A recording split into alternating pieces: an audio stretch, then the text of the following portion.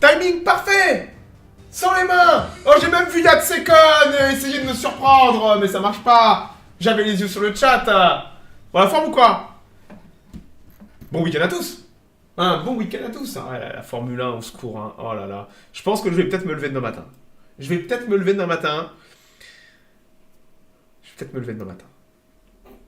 Pourrait peut-être. Il y a du potentiel pour du drama et du crash demain. Vous voyez, avec toute la merde là, il y a peut-être du potentiel pour du drama et du crash. Il y a Bin Russell en première ligne, on sait jamais ce qui peut arriver. Bon, minute spatiale d'abord. Hein. Il y a de la news. Il y a de la bonne news. Enfin, pas pour tout le monde, hein. Certains ont passé une bonne semaine. D'autres, une meilleure semaine. D'autres ont perdu de l'argent et des fusées. Mais voilà. Combien de voitures calent au départ? Putain, au secours. Écoute, c'est pour ça que je vais me lever. Il y a du potentiel pour du drama. Voilà. Pas de mauvaise news. Ah bah tu sais, il y a toujours des baiseurs et des baisers. Et très souvent, le malheur des uns fera systématiquement le bonheur des autres. Donc ouais, on a eu un petit peu tout. D'ailleurs, on va commencer directement par les malheureux. Alors, j'en parle suffisamment souvent, mais on a une quantité absurde. Oh, Draftozone qui fait péter ses 26 mois. 26 mois, c'est beaucoup ça, putain. Ça va vers les 3 ans, hein. Pas mal, hein. Donc ouais, on a une nébuleuse, une quantité absurde de petites compagnies qui font du micro-lanceur. Ou en tout cas, qui voudraient bien essayer de faire du micro-lanceur. Coigné aussi. Trop tard, je l'ai vu. Aïe, aïe, aïe, les mecs. Vous vieillissez, là. Hein. Ça commence à... Le mordant commence à s'estomper, hein. Ou alors, j'évolue, j'apprends. Ouais, on a une chier de compagnies qui font du micro-lanceur. On a vu Gilmour Space en Australie exploser son lanceur. En Europe, on a, je me rappelle plus lesquels qui ont fait faillite. C'était pas Orbex peut-être, non. Mais on a RFA qui devait tirer en mars. On n'a pas de nouvelles. La Spectrum. On a Maya Aerospace qui avait annoncé fièrement qu'ils allaient tirer en 2026. J'avais vu des Franco, doigts sur la couture, Chauvin, Maya Space, le nouveau SpaceX. Écoutez, ils vont pas voler en 2026, c'est eux qui l'ont annoncé. Et c'est vrai que le retour à la réalité est brutal, c'est difficile de faire voler une fusée. Et ouais, c'est bien de faire des belles annonces, de signer des contrats alors qu'on n'a pas de fusée au pad. Mais la réalité, c'est qu'il y a quasiment personne aujourd'hui capable de faire voler des micro-lanceurs. Enfin, si, il y a Rocket Lab. On va reparler de Rocket Lab. Et on a une compagnie japonaise, Space One. Space One avec la fusée Keros, dont c'était la 3e tentative. Hein. Ils en ont déjà explosé 2. Et là, bah, ils étaient peut-être confiants que ça allait mieux se passer. Et vous allez voir, ça s'est pas bien passé du tout pour les malheureux. Et la fusée... Hop là. Elle est bien partie pourtant. La dernière fois, elle était mal partie, elle avait vite explosé. Elle était bien partie. Matez ça. Part vite, hein.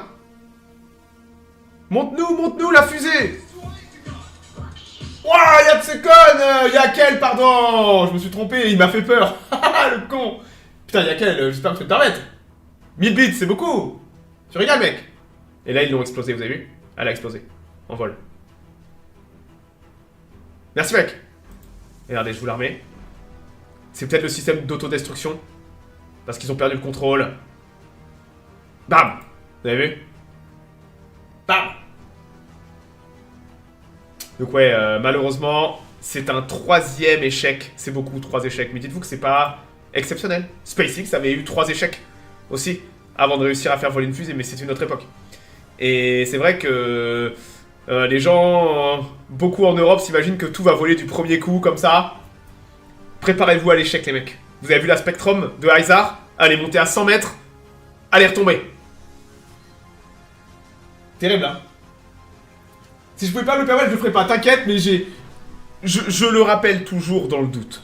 Tu vois? Je sais que t'es un habitué, mais je le rappelle toujours dans le doute. Question de principe.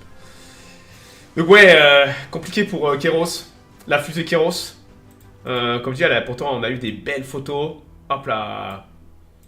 Mais ouais, malheureux. Elle est allée plus loin que la dernière fois, d'accord? Il y a eu amélioration. Ce qui est déjà une bonne chose. Mais ouais, ça là, boum, ça a pété. Sûrement le système d'autodestruction de la fusée, parce qu'ils ont... Il y avait des choses pas nominales avec la fusée en termes de trajectoire. en termes de... C'était pas nominal. Et quand c'est pas nominal, vous avez plus le contrôle et vous faites tout péter. Voilà. Mais pourquoi est-ce plus difficile de faire du missile balistique que de la fusée? C'est pas les mêmes trajectoires. Un missile balistique, c'est extrêmement simple et rustique. Il part et il redescend. Toi, tu veux aller en trajectoire... Tu veux pas redescendre. Toi, tu veux aller sur une trajectoire orbitale. Donc il te faut déjà généralement plus d'énergie. Et il va te falloir... C'est plus compliqué d'aller en orbite. Avec... En fait, un missile balistique, à proprement parler, ne va pas en orbite. Il a une trajectoire verticale et il redescend. Tu vois? Une fusée, faut qu'elle parte, comme le missile, mais après, va falloir qu'elle s'équilibre et qu'elle fasse une trajectoire d'insertion. Et après, une séparation d'étages réussie. Et... C'est les mêmes technologies, d'accord? Si généralement t'es bon avec un missile balistique, par exemple, l'Iran, la Corée du Nord, sont déjà allés en orbite, mettre des satellites. Si tu maîtrises bien les missiles balistiques, ça t'ouvre la porte aux fusées. Et après à mettre des charges utiles. Voilà. Mais ouais, malheureusement, ça fait partie, les mecs. Et j'ai peur que toutes ces compagnies, si elles n'arrivent pas vite à réussir, elles auront plus d'argent. Vous avez une obligation de succès. SpaceX avait une obligation de succès. Vous savez, quand SpaceX a tiré sa dernière fusée, ils étaient en faillite. Hein, leur dernière fusée, c'était leur dernière chance. Après ça, c'était la fin de la compagnie. Ils ont réussi. Ils auraient pu échouer. Mais s'ils avaient échoué, on n'aurait pas tout ça aujourd'hui. Et on serait dans un... Mon Dieu, on serait dans une époque cataclysmiquement triste pour le spatial. Mais ouais, c'est compliqué de survivre. Et même en allant en orbite, c'est pas une garantie que vous allez après faire de l'argent. Va falloir être capable de beaucoup tirer. Être capable de tirer une fois tous les 6 mois, c'est bien. Mais il faut être capable de tirer une fois maintenant toutes les semaines, quasiment. Et ça, c'est incroyablement compliqué d'être capable d'augmenter une cadence de tir. Aller en orbite n'est qu'une étape avant d'être viable. Et on a vu des compagnies qui sont allées en orbite et qui ont fermé après. Parce qu'elles n'ont pas été capables de banquer là-dessus, malheureusement. Donc ouais, car ils avaient le couteau sous la gorge qu'ils ont réussi. Ils ont surtout appris de leurs échecs précédents. Ils ont appris de leurs échecs précédents, parce qu'ils ont échoué. Et ils ont appris, et la 4e était la bonne. Ils avaient tellement échoué les fois d'avant qu'ils ont été capables d'identifier tous les problèmes, les résoudre.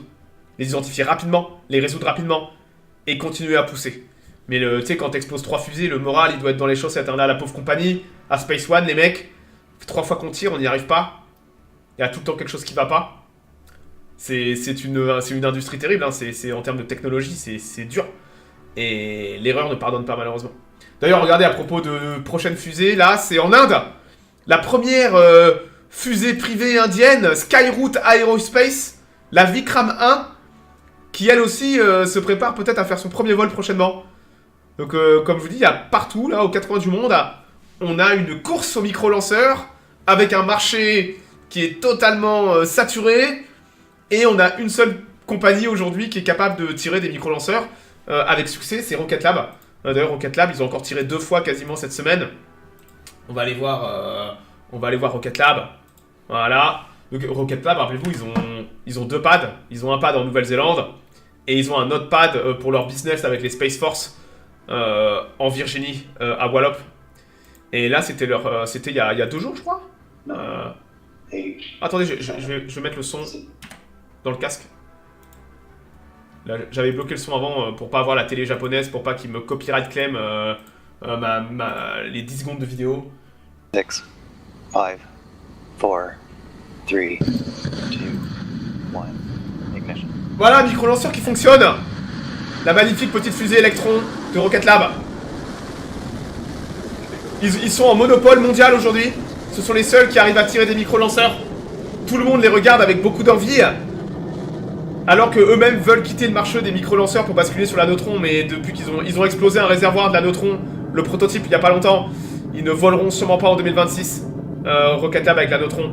Ils ont pris beaucoup de retard.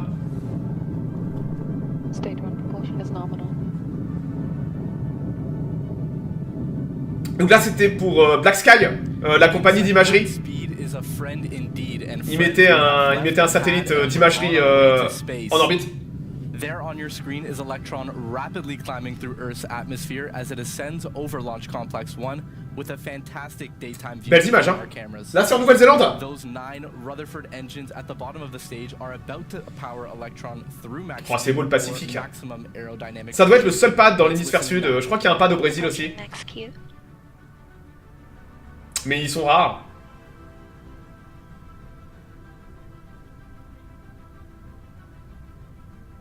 Cleared Max Q. And there goes the call for Max Q. Electron is performing Pourquoi ils ont- phenomenally during this first stage. Elles volent bien, l'Electron, We're hein. now hitting speeds of more than Ils ont en plus, 22 non seulement elles volent bien, mais ils ont réussi à avoir une cadence de tir suffisante, une technologie mature. Now, our next milestone coming up will be those Très safety impressionnant. events Je suis which toujours bluffé cover- par ce que Rocket Lab a The fait. first one is called MECO, or Main Engine Cutoff, when those Rutherford engines at the bottom of the Une session de 200 heures par ta faute. Aïe aïe aïe. Once that happens, the first Attends, je stage vais la baisser de toute façon. separate Voilà. within a few seconds of MECO. Then after that separation, the Rutherford engine on the second stage will ignite.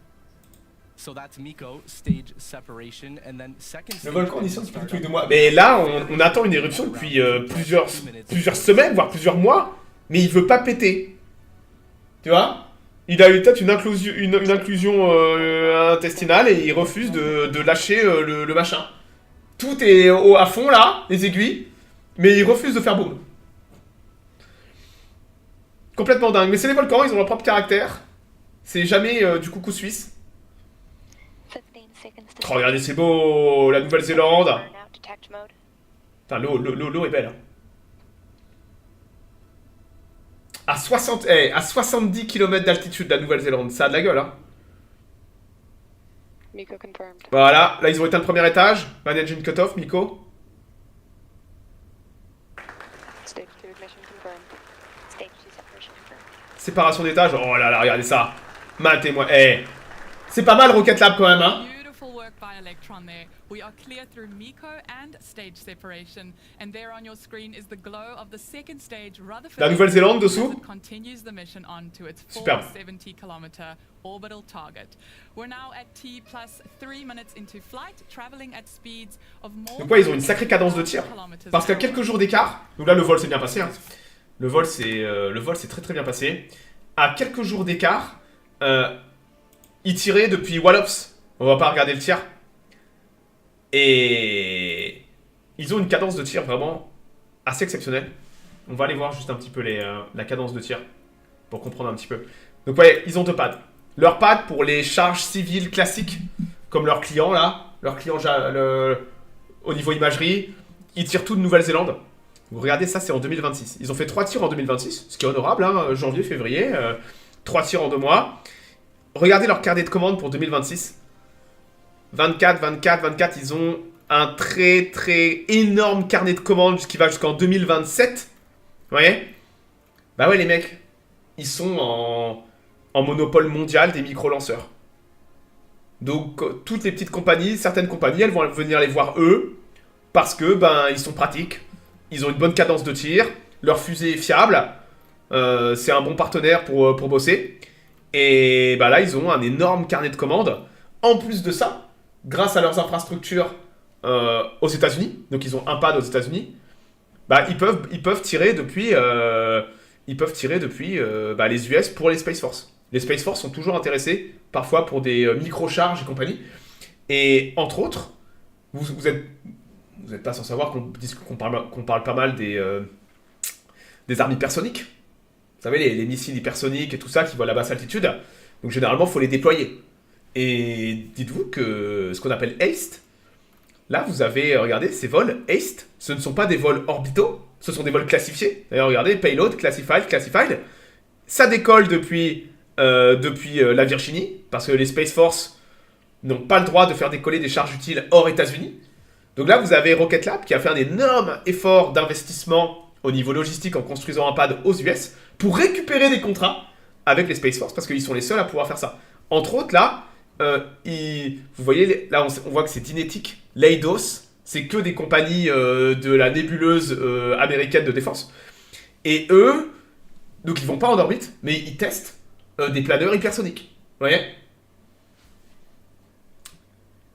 Ils testent des planeurs hypersoniques, et là ils ont volé le 28 février. Ils ont volé il y a même pas 8-9 jours Donc ils ont volé à quelques jours d'écart. Vous aviez une charge utile pour les Space Force, sûrement du planeur hypersonique. Et après, ils tiraient pour Black Legion. Black Sky, pardon, Legion, c'est le nom des satellites. Black Sky, pour de l'imagerie, vous voyez. Donc mine de rien, ils ont non, rien à voir. Tout ça, c'est expérimental. C'est tout le programme de développement du Pentagone des missiles hypersoniques et de tests en fait. Donc non, jamais Rocket Lab ne va déployer à proprement parler des armes hypersoniques. C'est des bancs d'essai, d'accord. La fusée Electron est un banc d'essai. Donc ouais, on voit que ils ont un sacré. Donc ça, voilà le marché des micro-lanceurs, c'est ça. Le nom est comme oui, Rocket Lab nomme toutes ses fusées. Cherchez pas à comprendre. Parfois avec des noms un petit peu olé olé. C'est comme ça. Ça aurait pu être Virgin Orbit. Ouais, mais ils sont en faillite. Ils sont tous en faillite. Hein. Personne n'a réussi à survivre assez longtemps. Il y avait Virgin Galactic. Virgin Orbit, c'est les avions, je crois. Virgin Galactic, c'est eux qui ont fait faillite. Ou l'inverse, j'ai oublié. Mais Rocket Lab aujourd'hui est en monopole sur le marché et il récupère tous les contrats. Donc comprenez que s'il y a d'autres compagnies qui arrivent, que ce soit Orbex, RFA, Isar Aerospace, Maya, que ce soit Gilmour Space, Space One, vous voyez tous les lanceurs là qui veulent arriver sur le marché. Ouais bon courage les mecs pour trouver des parts parce que Rocket Lab est déjà contrôle déjà le marché. Ils lâcheront rien, ils feront peut-être même du dumping s'il faut. Et ils veulent se débarrasser de leur micro-lanceur pour basculer sur la neutron. C'est... Ouais. Très intéressant de voir ce qui se passe en ce moment avec les micro-lanceurs. Et c'est vrai que le marché, il n'y a pas assez de... Il y a peut-être trop de lanceurs qui arrivent et pas assez de clients. On verra bien. Donc ouais, je suis très très pessimiste sur le futur de toutes les compagnies européennes, dont Maya Aerospace, qui veulent arriver sur le marché. On verra bien. Je peux poser une question con, bien sûr. Il n'y a pas de question con, mec. Hein. J'ai le droit de me foutre de toi, mais j'y répondrai. Il n'y a pas de question con. Ok. Ah, d'ailleurs, le pad de Baïkonour est officiellement réparé. Rappelez-vous que les Russes avaient eu un petit problème. La plateforme d'entretien logistique s'était pété la gueule lors de dernier vol. Une connerie, sûrement. Et le problème, c'est qu'ils ne pouvaient plus tirer. Il n'y avait plus que SpaceX capable de faire la logistique humaine, à proprement parler, avec l'ISS. Donc là, en panique, ils ont été capables en 2 mois d'amener une nouvelle plateforme et de réparer la plateforme. Eux aussi, les Russes avaient un peu la pression là. Donc officiellement, le pad de Baïkonour est réparé. Et voilà. C'est quoi les limites de la dénomination de micro? À quel moment micro standard? Ça va être un poids lié à la charge utile. Un micro-lanceur, c'est des petites fusées. C'est lié à ta capacité en charge utile. Ça va aller de 500 kg à 1 tonne 5. On va considérer en charge utile que c'est un micro-lanceur. Et voilà. C'est des catégories en fait. Tu vois, tu vas avoir les micro-lanceurs, tu vas avoir les lanceurs lourds, moyen lourds. Et après, tu vas avoir des lanceurs super lourds. Mais ça, et après, t'as Starship qui est dans sa propre catégorie parce qu'il est un peu en norme. Mais ouais. On va dire que c'est plus lié à la charge utile de ta capacité orbitale. Et après, il n'y a pas beaucoup de fusées en service non plus. Donc c'est assez aisé d'en faire des catégories, tu vois. Ouais. D'ailleurs, attendez. À propos de super fusées, tout le monde n'a pas eu des bonnes nouvelles. Vous vous rappelez que depuis que Isaac Mann, le nouveau administrateur de la NASA, est arrivé, les choses sont en train de changer. Entre autres pour le programme Artemis et toute son architecture. Les Américains ont pris conscience qu'ils sont en retard. Et qu'il va falloir se bouger les boules. Va falloir secouer le mammouth. Entre autres ceux qui prennent de l'argent depuis très longtemps. Et donc on avait tout un programme autour d'amélioration de la SLS. Donc on sait que la SLS coûte trop cher. Vole quand elle veut bien voler. Et on avait la SLS classique. Vous voyez, celle qu'on a déjà vue une fois au pad en 3 ans. Mais il y avait des améliorations prévues pour la SLS. Entre autres avec la SLS 1B... avec un nouveau 2e étage, et la SLS 1B a été officiellement, purement et simplement, annulée.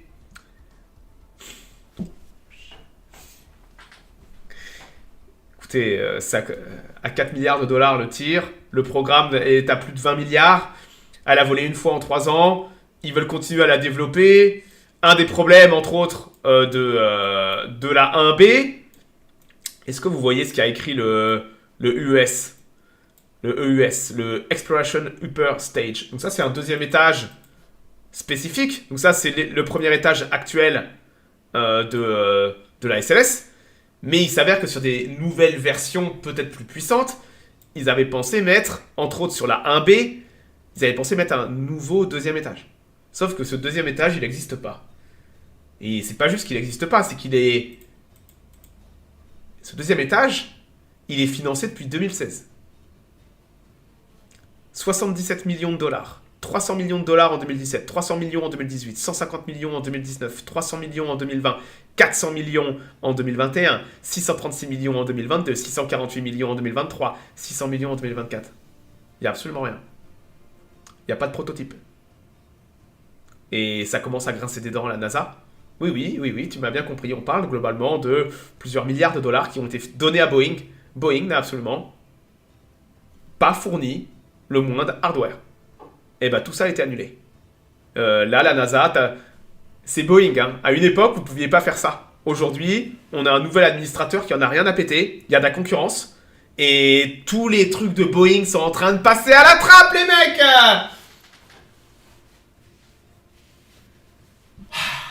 Le ERP demandait un nouveau pad. La nouvelle tour, à la base, ils devaient construire une nouvelle tour pour la 1B. La nouvelle tour qui devait coûter 500 millions est désormais à plusieurs milliards. Tout a été annulé. Tout a été annulé. Tout est passé à la trappe. C'est génial. Donc là, il reste plus maintenant que la SLS classique qui vont essayer de... Ils vont pas rembourser, bien sûr que non, parce que c'est les mecs, c'est des anciens contrats, ce qu'on appelle des contrats pork and fat. La graisse, c'est le porc. C'est des contrats, c'est plus vous êtes en retard, plus on vous paye. C'est l'ancienne génération de contrats de la NASA, quand il n'y avait pas le choix.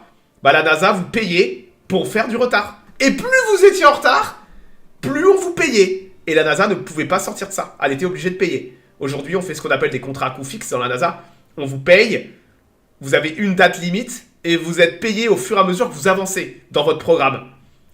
Starship, le HLS, l'atterrisseur est un contrat à coût fixe. Les Starliner étaient un contrat à coût fixe. Sauf que Boeing a été incapable de rendre Starliner fonctionnel. Ils ont explosé de plus de 2 milliards de dollars le budget, ce qui fait que c'est 2 milliards de leur poche. Et Crew Dragon, par exemple, donc, qui a remporté le contrat avec Starliner, eux sont parvenus à rentrer dans leurs finances. Donc là, la NASA vient de simplement annuler tout ce merdier qui siphonnait de l'argent, des quantités absurdes d'argent, pour engraisser les actionnaires de Boeing, sans rien donner de concret en retour. Tout ça, c'est finito. Il y a 2-3 ans, ça aurait pas été possible. On a eu un changement d'administration, et surtout, il y a de la concurrence. Parce que le US, là, le US, il cassait les couilles parce qu'il n'était pas là. Il s'avère que depuis plusieurs années, il y a un remplaçant qui existe déjà, qui est rien d'autre. Oh, ça Arlong 13 mois, merci mec, tu régales. 13 mois, c'est propre. Ça va sur les 2 ans. Vous vous rappelez de la Centaur, de ULA, la Vulcan. La Vulcan qui est une belle fusée, qui vole, elle a ses problèmes. Mais il s'avère qu'elle a un des meilleurs deuxième étages de l'industrie. Regardez, ça c'est le Centaur justement, le Centaur 5, qui est le deuxième étage. Et ben vous savez quoi, la NASA, elle a dit à Boeing, écoutez, on vous paye depuis 8 ans, vous nous avez rien donné, on vous encule, on va aller voir 2 mecs qui ont des fusées qui volent, ils sont allés voir la New Glenn, ils ont vu le deuxième étage de la New Glenn qui leur convenait pas, et ben officiellement, voici le nouvel deuxième étage potentiel de la SLS, pour une amélioration peut-être possible de la SLS, même si la 1B est annulée. Et on a, ils ont considéré que ça demandait pas trop de changements sur la SLS. Donc là, ils ont dégagé le deuxième étage merdique de Boeing, qui a jamais été foutu de le mettre au point, pour prendre le deuxième étage de ULA de la Vulcan, pour le mettre sur la SLS. Ça aurait pas été possible il y a quelques années. Hein. Là, littéralement, c'est le point qui rentre dans l'anus de Boeing, en disant vous pouvez plus rien dire maintenant, on vous emmerde. Et si vous n'êtes pas capable d'honorer vos contrats, on vous supprime vos contrats. C'était impossible il y a 2-3 ans. Ah oui, une époque incroyable. Artemis, c'est un projet Boeing. Absolument pas. C'est un projet de la NASA, Artemis. Mais Artemis, la NASA ne tire pas de fusée. Elle passe par des contractants. Et à l'époque des débuts d'Artemis, eh ben, la SLS avait gagné les contrats parce qu'il n'y avait pas grand-chose d'autre. Northrop Grumman contribue aussi à la SLS avec les boosters. Mais tout ça coûte horriblement cher. C'est les vaches sacrées de l'aérospatiale qui recevaient de l'argent en illimité, sans aucune deadline ou aucun compte à rendre sur quand le matos arrive. Cette époque est terminée parce qu'entre autres, la NASA a le choix. Et là, on a un administrateur qui n'est pas un politicien, qui en a rien à péter, c'est un milliardaire. Vous vous rendez compte, on doit faire venir des milliardaires. On doit faire venir des milliardaires dans les boîtes américaines, dans les boîtes fédérales américaines, pour qu'on commence à taper du poing sur la table et dire « Pop, vous nous enculez, vous nous avez enculé de quasiment 3-4 milliards depuis 2018 sans aucune contrepartie. Maintenant, c'est finito. On va aller voir la concurrence, parce que la concurrence existe, elle a des choses à offrir. » Voilà. Il y a une sorte de justice, bien sûr. Toutes ces compagnies, les vaches sacrées comme je les appelle, se sont engraissées sur le mammouth pendant des décennies sans avoir de compte à rendre. C'est fini cette époque. C'est fini. Et ça me fait extrêmement plaisir, comme ça se voit, à mon sourire. Donc ouais, très mauvaise semaine pour Boeing aussi, qui voit tous ces contrats, tous ces gros contrats s'envoler, toutes ces mannes de revenus qui tombaient sans jamais rendre compte. Que du bonheur. Ouais, Boeing n'a pas mouqueté. Boeing a juste dit, ok, on prend note, et peut-être même que Boeing est soulagé. Parce qu'ils ont réussi à extorquer des sommes folles sur peut-être un design qu'ils n'auraient pas été capables de faire fonctionner. Peut-être que je pense que Boeing est soulagé en interne, parce qu'ils savaient qu'ils ne seraient pas capables de le faire. Ils se sont engraissés pendant 8 ans, ils ont fait rentrer de l'argent, ils n'ont rien montré, et je pense qu'ils sont soulagés d'avoir escroqué le système sans contrepartie. Je pense qu'ils sont extrêmement soulagés, Boeing. Boeing n'est plus capable de faire ce genre de technologie, il n'y a qu'à voir avec Starliner. Starliner est un désastre. Et je pense qu'ils sont plus capables, en fait. Et Boeing est cuit. Boeing, c'est une ère qui se tourne, c'est une page qui se tourne, c'est la fin d'une ère. Et ouais, tant mieux. Vive le New Space. Le New Space, elle est dans l'ongle, et ça bosse bien. Bon, on va pouvoir passer à la semaine SpaceX maintenant. Comme d'habitude, hein, SpaceX, écoutez, on va pas regarder des vols de Falcon 9, ils tirent encore comme des dégénérés. Voilà, hein, pas la peine. Alors, il y a du Starlink qui est passé. Attendez! À propos de SpaceX et de New Space. Ça, c'est toutes les fusées qui ont volé en février. Sauf la Rocket Lab n'est pas là parce que c'était HASTE, c'était un vol suborbital. Donc ça, c'est les fusées orbitales. Vous noterez qu'on a 1, 2, 3, 4, 5, 6, 7, 8, 9, 10, 11, 12. On a 12 Falcon 9. Donc SpaceX a tiré plus que le monde entier quasiment en février. On voit la Ariane 6, la Vulcan. Il y a 2 fusées chinoises, le Long March 2. Les Chinois n'ont pas trop tiré en février, mais ils avaient eu des problèmes, les Chinois, en janvier justement. On voit une Soyuz. Et c'est vrai que là, on voit la domination de SpaceX. Hein. Et ça, c'est des fusées réutilisables en fait. C'est pas des fusées neuves et ça leur donne une telle cadence de tir. Maintenant qu'ils ont léché tout le merdier. Totalement fou. Mais ouais, ça vous montre un petit peu. Et SpaceX n'a que 2 pads. Hein. Ils arrivent à faire ça avec 2 pads seulement. C'est un exploit logistique. Pendant ce temps, Starlink. La minute Starlink, hein. Là, vous avez Deutsche Telekom qui sont en partenariat avec Starlink maintenant depuis un bout de temps. On sait que Deutsche Telekom là, aux États-Unis, c'est eux qui fournissent du téléphone sans fil. Téléphone sans fil. De la téléphonie par satellite aux US. Et bah là, c'est officiel, Deutsche Telekom s'est associé aussi à Starlink en Europe. Donc certains, si vous avez sur votre PC, sur votre téléphone portable, via Deutsche Telekom, vous pourrez avoir en Europe de l'internet. Donc je crois que c'est une dizaine de pays en Europe qui vont être concernés si les marchés sont ouverts pour Deutsche Telekom. Et Deutsche Telekom fournira Starlink, internet de la téléphonie sur internet. De l'internet sur téléphone directement, du Starlink directement via leurs abonnements en fait. Je sais pas. Ma frangine suisse est en Corse me dit que ce n'est pas ouf Starlink. Bah le problème c'est que t'as quoi de mieux? C'est pas une question que c'est pas ouf. C'est une question c'est que si elle a pris Starlink c'est qu'elle a pas autre chose. Et si elle a autre chose alors c'est qu'elle a fait de la merde. Parce que Starlink est fait justement pour là où il n'y a pas d'autres connexions. Donc ouais, très intéressant de voir. Après, il y a Starlink et Starlink. De quoi elle parle? Est-ce qu'elle parle du Starlink classique? Parce que moi, je vois plus de... Je vois 99% de gens heureux avec Starlink. Hein. Les gens sont exceptionnellement heureux avec Starlink, mais c'est parce qu'ils n'avaient pas Internet avant. Ou alors, ils avaient une connexion tellement merdique. C'est sûr que si elle avait une fibre optique et qu'elle a pris Starlink, bah, elle est un peu comme ta frangine. Hein. Voilà. Mais ouais, donc c'est... Bah, on n'a pas encore ça va être une grosse percée d'avoir du Starlink. Oui, elle avait une fibre et elle a pris Starlink. Putain, les gens sont cons. C'est pratique pour d'avoir Starlink en complément. Si t'as un problème avec ta fibre. Mais Starlink, c'est pas une fibre. Une bonne fibre sera toujours meilleure que Starlink pour le moment. Donc ouais, on va avoir une grosse percée de la téléphonie internet en 2028 avec Starlink qui va envahir les téléphones via Deutsche Telekom. Et ça continue dans les avions. Regardez ça, c'est British Airways. Vous avez vu que les compagnies aériennes sont tous en train de basculer? Bah ouais, tous les concurrents ont internet maintenant. Là, vous avez British Airways qui a annoncé qu'ils allaient équiper leurs 500 avions de Starlink à partir de cette année. Donc ouais, c'est encore des contrats gigantesques. Voilà. Hein. Bah, ils n'ont pas le choix, il n'y a pas de concurrence. Et tous les concurrents sont en Starlink. Si les clients d'à côté ont de l'internet, bah vous devez aussi avoir de l'internet. C'est la loi basique du marché. Vous devez être compétitif par rapport à vos concurrents et ce qu'ils offrent. Et bah maintenant, Starlink est indispensable.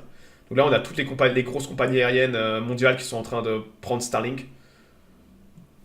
Parce que le service fonctionne bien. Oh, c'est pas parfait, hein, mais ça fonctionne bien. Surtout dans les avions. Bon. Oh, la minute Starship. Alors là, les mecs. Il y a du lourd. Hop là. Bon, on sait qu'on est sur toute la campagne de préparation du vol 12. Hein.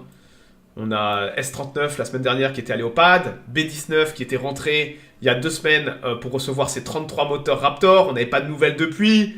On se disait, mais qu'est-ce qu'ils foutent? Bah ouais, mais il faut les intégrer, les 33 moteurs aussi. Et on avait... on est impatients. Hein, on ronge notre frein. Quand vous êtes passionné par ça et que vous suivez ça tous les jours, vous êtes au courant de tout, on voit tout. Et on ronge notre frein. Surtout que le pad B, ils ont enlevé les échafaudages. Regardez là, on voit les échafaudages démontés. Vous voyez? Le pad est terminé. Le pad, on pense, est terminé à 99,99%. Il reste plus maintenant qu'à mettre un booster dessus et tester. Et le pad B est officiellement terminé. Voilà. À quoi ressemble le pad B? La nouvelle table orbitale avec les 2 bras pour ravitailleurs. Et on a... Le pad B est terminé. Ils ont fini le chantier. Le chantier est quasiment terminé. Ils sont encore en train de mettre des plaques de protection sur la tour. Mais le pad en lui-même, la table orbitale, semble être terminé, ce qui est fou. On a suivi la construction et le développement depuis le début, depuis qu'ils ont posé les fondations. Ça fait plaisir. C'est un gigantesque chantier. Comme dit, hein, ça vaut $1 milliard, les mecs. Hein. C'est pas... ça coûte... comme je dis, souvent, les fusées coûtent bien moins cher que leur pad. Et ouais, c'est un énorme investissement. Là j'ai vu un mec qui a fait une grosse vidéo sur le développement et tout. Et c'est une merveille technologique. On dirait pas comme ça parce que c'est un peu rouillé et tout, mais c'est normal. Mais c'est une dinguerie technologique ce qu'ils ont fait là en termes de tout ce qu'ils ont appris. Et rappelez-vous ils veulent pas juste tirer une fois tous les 6 mois. Donc quand vous tirez une fois tous les 6 mois, vous avez le temps de réparer votre pad quand il est endommagé. Eux, ils veulent tirer une fois tous les 2-3 jours, voire plus. Donc il faut que le pad encaisse le décollage, pas sans une égratignure, mais presque. Donc on parle quand même de Starship, quoi. C'est la fusée la plus puissante de l'histoire de l'aérospatiale. Et les 33 moteurs Raptor, ils envoient du steak.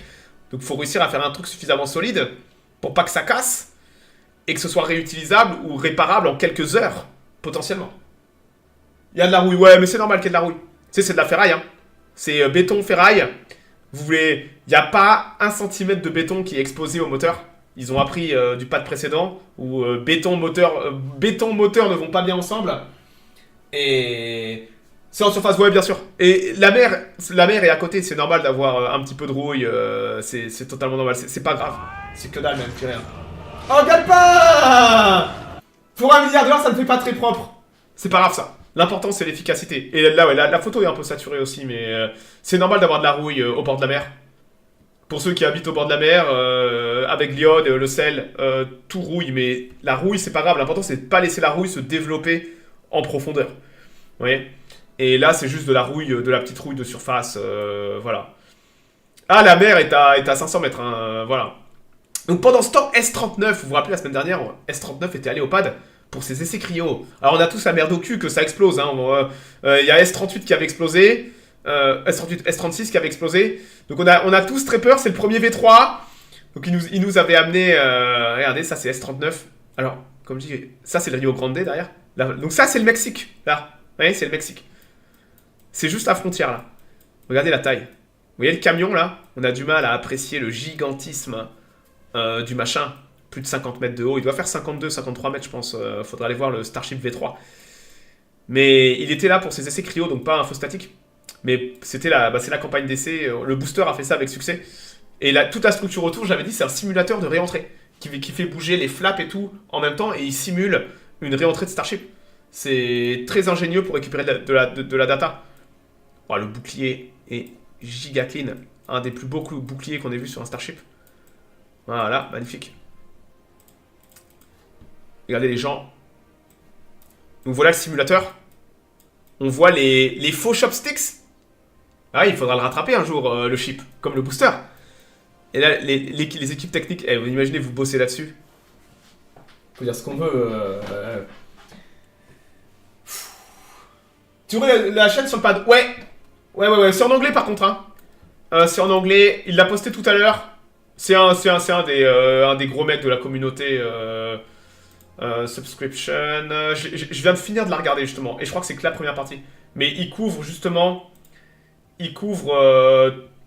Voilà, CSI Starbase. Il couvre justement tout l'historique de comment. De toute l'évolution du pad. Vidéo URL. Je vais vous la mettre dans les deux. Tiens, hop. Voilà.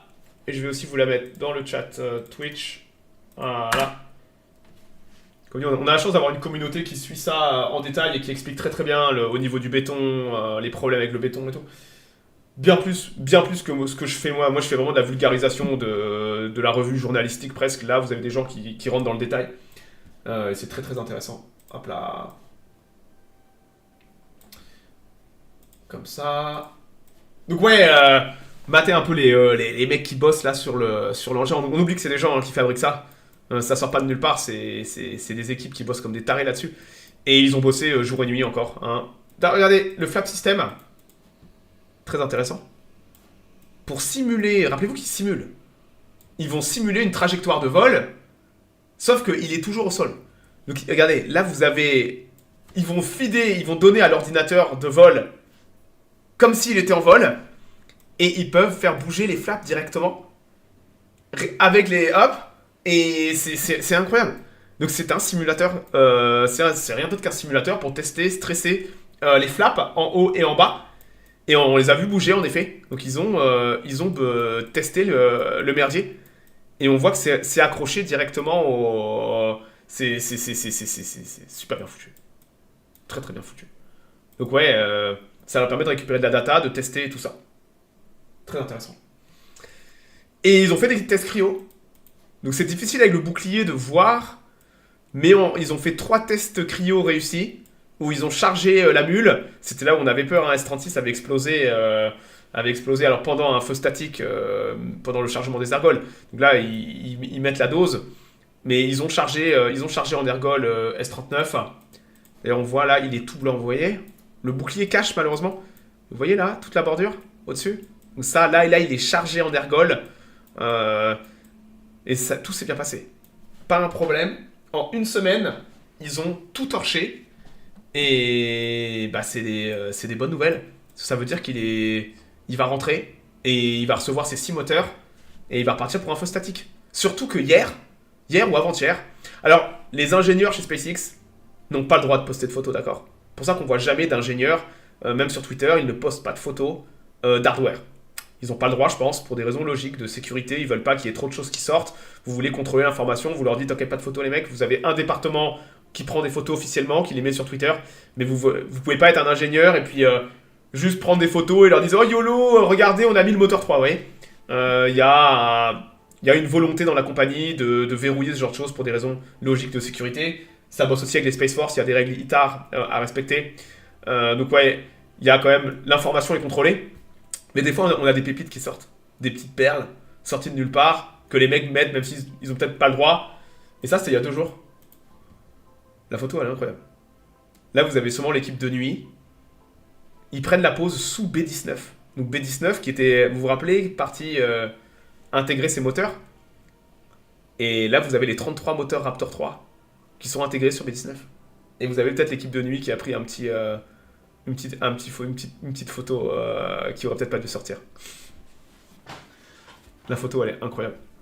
Et on oublie que c'est des gens qui bossent. Donc ils ont intégré là, leurs 33 moteurs en 2 semaines quasiment. Mais rappelez-vous que les mecs bossent jour et nuit. C'est des malades. Hein. Mais là, ils sont sous le booster. Il y a le booster de 75 mètres juste au-dessus. Ah putain. L'image est... Ils ont monté 33 Raptors sur le booster. Ouais. Censé avoir une protection, il me semble. Bah là, il n'y a aucune protection. Il n'y a aucune protection.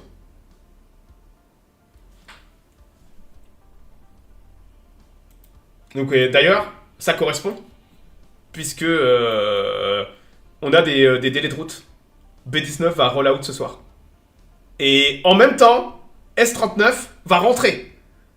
Et on a déjà des annonces de tests lundi. Possiblement feu statique. Pas un feu statique lundi, mais peut-être lundi ou mardi, on va avoir un feu statique. Donc ouais, on va voir ce soir, on aura les premières images du booster sans protection, avec les moteurs Raptor 3. Plus aucun blindage, ni rien. Là, vu du dessous, on a du mal à apprécier. Mais on le verra mieux sûrement demain. Demain en journée, ce soir, ça serait peut-être vers 5-6 heures du mat, heure française. Je vais peut-être me lever tôt pour voir le Grand Prix de Formule 1 et en même temps j'irai lurker sur les caméras, voir s'il n'y a pas le rollout. Donc en même temps, ils vont ramener S39 parce qu'il a fini sa campagne d'essai cryo. Il va recevoir ses moteurs, on l'espère en tout cas qu'ils n'ont pas trouvé de problème. Et B-19 va aller au pad faire ses essais. Et ils vont le mettre sur le nouveau pad. Donc comme je dis, c'est incroyable. On est en ébullition nous parce que c'est le nouveau premier booster V3 qui va aller sur le nouveau pad faire un feu statique avec des moteurs qu'on a vu uniquement être testés sur des bancs d'essai. Et c'est une grosse étape pour le programme de valider toute l'infrastructure en fait. Voir si tout fonctionne bien. Ce qui est... C'est important, hein. Nouveau pad et tout, ils l'ont pas encore testé. Hein. Donc ouais, on va avoir ça peut-être dans les prochains jours. Donc semaine prochaine, minute spatiale, on aura peut-être du lourd. J'espère qu'on n'aura pas une énorme explosion. On veut pas que ça explose, rappelez-vous. Voilà. Donc ouais, on a hâte de voir ça. Et on va avoir des belles images de B-19. Sûrement que SpaceX va faire peut-être, on espère, un petit peu de com. Et qu'on aura des très très belles images prises en drone et tout ça. Et ça permettra aussi de voir un peu à quoi ressemble le nouveau pad. De comment... qu'est-ce qu'on aura en termes de visuel, le nouveau système de déluge. On va... un nouveau Starship, nouveau pad. On a attendu ça pendant très longtemps. Et ça arrive, là j'ai déjà les mains moites et j'ai le stress rien que d'en parler. Alors normalement je devrais pas être stressé pour ça, vous voyez. Vol dans 4 semaines, ouais, ça correspond. 4 semaines, le temps, feu statique, B-19, un feu statique réussi, avec toute la bonne data, sachant que c'est un nouveau système, nouveau pad, pourrait y avoir des problèmes. S39 doit recevoir ses moteurs. Feu statique, S39, feu statique réussi, va sûrement faire plusieurs feux statiques. Tester aussi le simulateur. Retour, préparation de vol pour B-19, S39. Et ouais, ça nous amène à 3-4 semaines, possiblement début avril. Fin mars, début avril. 4 semaines, si tout se passe bien. Faut que rien n'explose si possible. Mais déjà, le fait que ça passe avec succès les essais cryo, c'est une très très bonne nouvelle. Et ouais, 4 semaines, donc fin mars, début avril, on va avoir notre vol. Et Ambiance B7, ouais, moi c'est limite ambiance... premier tir, hein. C'est aussi important que le premier tir, hein. Parce que c'est quand même vraiment un nouveau système avec nouveau moteur, nouveau pad. Il y a beaucoup de choses à tester, à valider. On espère que ça va bien se passer. Un vol parfait serait incroyable. Et, SpaceX en a bien besoin aussi, là, pour valider le V3 du premier coup. Un vol parfait du premier coup pour le V3 serait une énorme réussite. Je dirais qu'il y a plus de chances qu'il y ait un problème que pas de problème. Mais il n'y a qu'une seule façon de le savoir, c'est de tirer. Et ils vont tirer. Pendant ce temps, les infrastructures tournent à plein régime. Hein. On a vu une quantité absurde de moteurs Raptor être amenés, être testés. Là, on a le numéro 108, 114, 113. J'en ai même loupé un. Mais ouais, ils sont en train de... Ils ont kick les chaînes de montage de Raptor 3. On en voit passer, pas tous les jours, mais presque, pour être testés. Et là, on a les 122, 123, c'est les chiffres les plus hauts qu'on ait vus. Donc dites-vous qu'ils ont déjà... construit 122 et 123 moteurs Raptor 3. Dites-vous qu'ils en ont besoin de 39 pour un Starship. Ils en ont pété sûrement aussi un paquet, mais ils les construisent en série comme des bagnoles en fait. Ce qui fait que quand vous avez beaucoup d'hardware, vous les testez, vous les cassez, vous trouvez le problème, vous améliorez le design. Et le design est tellement clean. Ouais, un vol avec juste des problèmes mineurs, ça serait cool. Ouais, juste des petits problèmes mineurs, ça serait incroyable. Je pense qu'ils sont confiants en interne. Ils sont confiants, mais ça reste... c'est un nouveau système, quoi. C'est un nouveau Starship. Et c'est l'évolution, la première évolution de ce que je vais appeler de série, où ils ont vocation à l'utiliser pour de l'orbite, pour du Starlink et compagnie. La phase de prototype, je veux dire, est terminée. Ils ont débroussaillé beaucoup de choses. Là, maintenant, ils vont commencer à streamliner et faire de la série. Parce qu'ils ont des obligations. Ils veulent tirer beaucoup de Starlink, la nouvelle génération de satellites Starlink. Ils ont l'atterrisseur lunaire, donc il va falloir faire du ravitaillement dans l'espace en collant 2 Starlink, d'où l'importance d'avoir des Starlink mâles et femelles. On va avoir une année 2026 et ça va aller vite. Hein. S'il n'y a pas de problème sur le pad, le vol 13, il va s'enchaîner très très rapidement aussi. Et on va recommencer à avoir une cadence de tir de plus en plus élevée, possiblement. En espérant forcément toujours que tout se passe bien. Donc ouais, on a une montée en puissance de la production de moteurs, de tests de moteurs. On a aussi les infrastructures. Regardez la Gigabay qui prend des niveaux de plus en plus. Bientôt la Gigabay, elle va rattraper... elle est énorme, hein. Forcément, moi je la monte chaque semaine, on s'en rend pas trop compte. Voilà. Est-ce qu'il y a déjà des clients pour Starship autre que Artemis et Starlink? Je crois qu'il y a un client japonais d'il y a très longtemps qui avait passé commande pour un vol avec un satellite. Mais non, Starship n'a pas de client pour la simple et bonne raison qu'il est trop gros. En fait, personne n'a besoin de mettre 100 ou 150 tonnes en orbite d'un coup pour le moment. Même 50 ou 60 tonnes. Starship est hors norme par rapport à ce que l'industrie fait. Par contre, dès que Starship sera opérationnel, et je suspecte que je le dis déjà depuis quasiment 1 ou 2 ans, il y a déjà des gens qui planchent, cachés dans des bureaux. Qu'est-ce qu'on peut faire avec Starship? Vous voyez? Je pense que Starship va créer l'industrie, et pas l'inverse. Généralement, c'est l'inverse. Vous amenez un outil dont l'industrie a besoin. Vous savez que le marché est là. Donc vous amenez un service. Là, c'est l'inverse. Je suspecte que SpaceX va amener un service, et c'est ce service qui va créer l'industrie. Vous voyez? Ce qui est absolument génial. Parce que quand vous êtes capable de faire ça, mais c'est un énorme investissement, c'est un énorme... Ils veulent créer le besoin, absolument. C'est un gigantesque investissement, parce que vous allez faire ça sans fric. Vous allez faire ça sur fond propre, littéralement. Et SpaceX, sans aucun doute, je pense, va créer le besoin avec Starship. Regardez, on peut mettre 150 tonnes en orbite pour pas cher. Pour pas cher. Pas cher, pas cher. Qu'est-ce que vous voulez faire? De l'industrie, du médical, des stations spatiales privées? C'est sans limite, le potentiel. Voilà. C'est quoi les 2 grosses constructions carrées? C'est pour lancer les fusées. C'est pour stacker. Tu vois, quand SpaceX fait tout à la verticale. Donc tu vois le booster... Attends, je vais te montrer. Je vais retourner en arrière. Je vais aller montrer est-ce que le 28 février, on avait eu le rollout Montre-moi le booster. Le 28, je vais aller une semaine avant. Le 21 février. Ah putain, je ne le trouve pas. Le 17 février, 14. Ah, magnifique, il est là.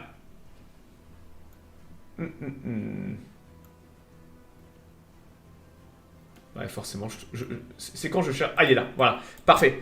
Par exemple, regarde ça. Ça, c'est le booster. Ça, c'est B19. Tu vois, tout à l'heure, l'image où il y avait les moteurs, c'était lui. Tu vois, ça fait 75 mètres de haut. Et il est stacké à la verticale. Pour faire simple, ils sont pas mis à l'horizontale. Donc, il faut que ton hangar fasse minimum 90 mètres de haut. Tu vois, sachant qu'au-dessus, là, tu mets un bar. Tu vois, tu mets un bar pour la vue. Donc, ce sont des halls d'assemblage, ce que tu vois là. C'est là où ils stackent verticalement les boosters et les chips. Et après, ils partent faire leur truc d'essai. Et après, ils les stackent l'un sur l'autre directement au pad avec les chopsticks. Donc, ce que tu as là, c'est les halls d'assemblage. C'est là où ils construisent. Ils empilent, littéralement, ils empilent les pièces des chips. Ce sont des halls d'assemblage. Et le problème, c'est que SpaceX n'est pas content de ce qu'on appelle les méga B parce que il n'y a pas assez de postes de travail.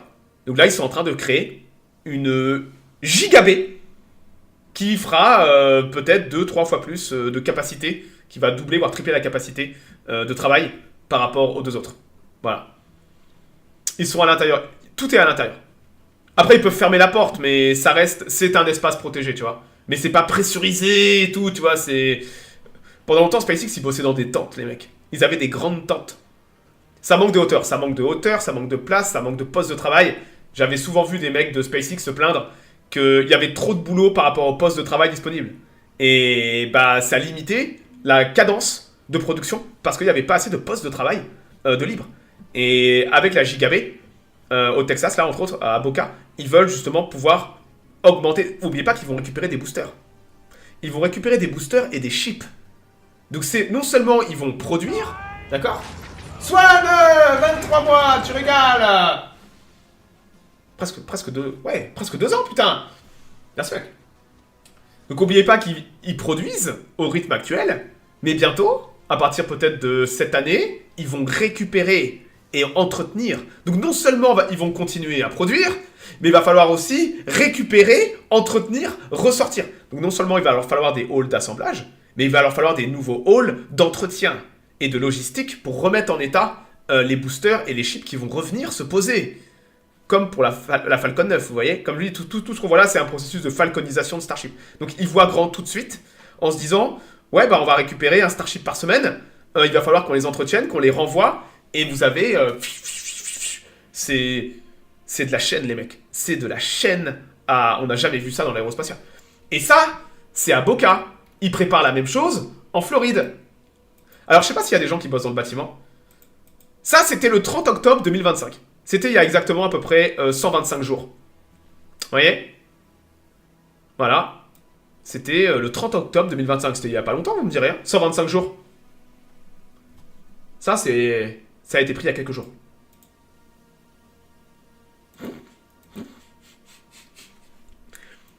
C'est la même chose. En 4 mois, voilà ce qu'ils ont fait en 4 mois de boulot. Je sais pas comment ça... Comme dit, je n'ai jamais bossé dans le bâtiment, moi. Je sais pas trop comment ça fonctionne. Je suis juste habitué à voir SpaceX construire, en fait. Et voilà ce qu'ils ont fait en 4 mois. De construction en Floride. En Floride. Donc là, c'est l'autre Giga B. Il y en a deux. Il y a celle de Boca qu'on a vu avant, au Texas. Et celle-là, c'est celle qui est en Floride. Elle fera la même chose. Elle sera là pour... Ce sera un gigantesque hall d'assemblage et d'entretien pour les Starships. Et ça doit être impressionnant à voir. Là, elle doit déjà faire, je dirais... elle doit faire plus de 60 mètres déjà de haut. 60 mètres, 70 mètres, les nouveaux étages qui arrivent. Elle est plus haute que celle de Boca. Elle est un peu en avance. Et on voit qu'ils ont déjà commencé à mettre ils ont déjà commencé à la recouvrir. On a déjà le cladding, qu'on appelle ça. Le cladding en bas, là. Donc, ils sont en train de bosser comme des malades. C'est comme dit, ils bossent jour et nuit. Hein. C'est un coup, tout ça. Mais voilà ce qu'ils ont fait en 120 jours. Vous voyez, il y a la volonté qu'il y a derrière. Ça rigole pas, quoi. Ils sont pas là pour faire du fric, ils sont là pour en dépenser.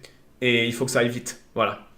Tu comprends les 35 heures. Ouais, chez SpaceX, ça n'existe pas les 35 heures. Hein. C'est quand tu viens pour bosser là-bas, c'est tu bosses, hein.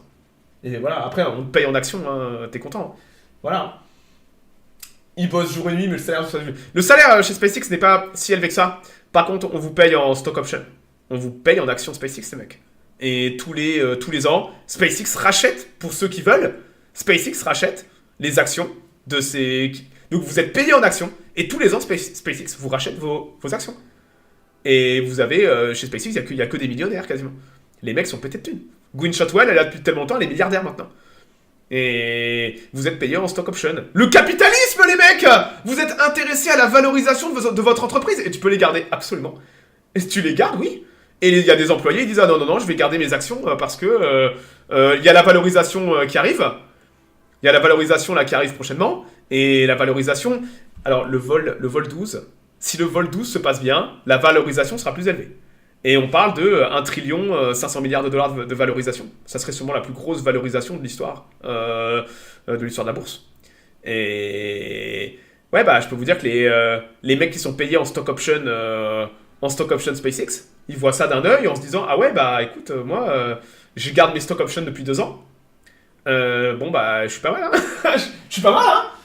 Ah, les mecs sont contents de bosser, hein. Par contre, le salaire n'est pas forcément... Il y a des canons de salaire qui sont plus élevés ailleurs dans l'industrie, chez Blue Origin et tout ça, mais vous êtes potentiellement mieux payé chez SpaceX en termes de diversité de paiement.